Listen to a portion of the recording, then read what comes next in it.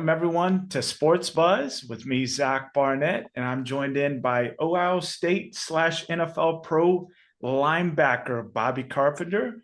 But let's get it rocking with a good one. Ohio State, 1978 Gator Bowl, where Woody Hayes punched Charlie Bauman. So how do you think that affected the Ohio State culture overall? Well, I guess I got Woody Hayes fired. So, from that, there were some big changes that ultimately happened. Mm-hmm. You look at what happened moving forward. I mean, they went to Earl Bruce. He was there for 9 years, right to Jim Tressel. And, Woody was, older at the time. He was a big time, tough guy, fighter. And Earl Bruce, who used to come around the program a lot when I was here, he's since passed away. But I coached, Tress coached with him, Urban Meyer coached with him. But he always used to say, like, they didn't fire Woody because he hit the kid. They fired him because of his, losing to Michigan. So, Mm-hmm. yeah, that was a big deal. But I mean, they were able to move on and move forward from that. Definitely. So my audience, I don't think they know that your dad played in the NFL also. So how did that affect your overall experience and your NFL career? How do you think that Uh, affected it?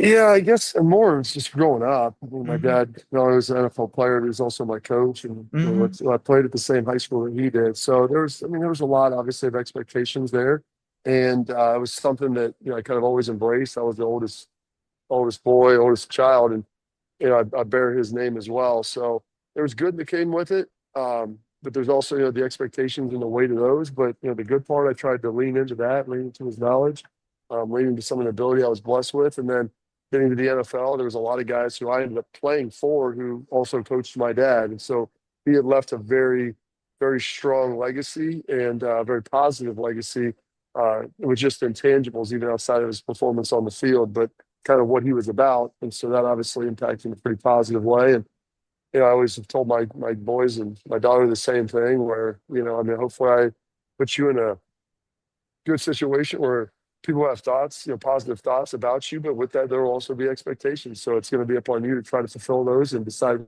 what you want to do in life. Absolutely, man.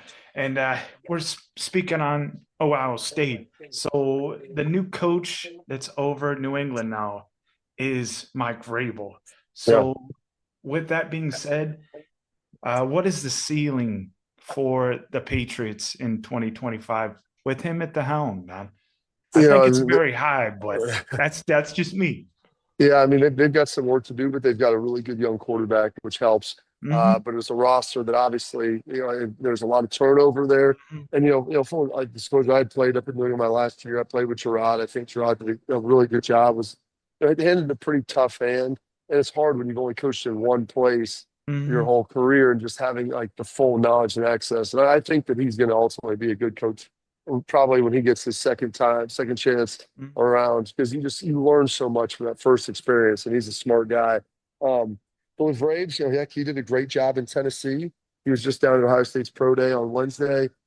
It's great talking to him. I mean, he's a hard charging guy. He finds a way to figure out what your team's good at, and then they build the team kind of to that and tailor it to it. And every year they're kind of always changing. I mean, playoffs I think would be tough this first year, but I think they'll be in competition.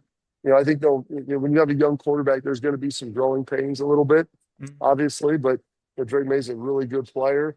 And it's, we'll see how Stephon Diggs comes back from the injury. It's a nice signing with that. But they're going to obviously get through the draft. We'll see who they're able to pick up.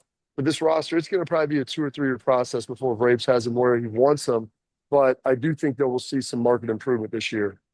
I'd hope so. After spending over 200 million in free agency, that I'm hoping leads to success there. Hopefully for your former team, but like with another former team, we'll end on this one. You play with Dallas also, so they have a pretty marquee player on the outside in Micah Parsons. So, what are 5 words to best describe Micah Parsons, man? That's a tricky one. It is. I mean, I would say number one, he's ultra competitive, and you can see the fire which he plays with on the field. Mm-hmm. Um, you look like when you start looking at defensive players, you start looking at traits. He's explosive. He's got a lot of pop. There's a big burst there, like very, very sudden. he has an unbelievable ability to bend. And you watch him like be able to bend off the edge and make plays that way. And so that's what comes into his pass rushing. I would say relentless. Like you see a lot of his plays. I mean, they're going to run away from him. They're going to roll away from him, and just the passion that he uses to get to the football. And then lastly, gosh, that's tough. That's four. I'm just trying to think of his game. I guess you could say he's versatile because he's played on the ball, he's played off the ball. He can do a lot of different stuff.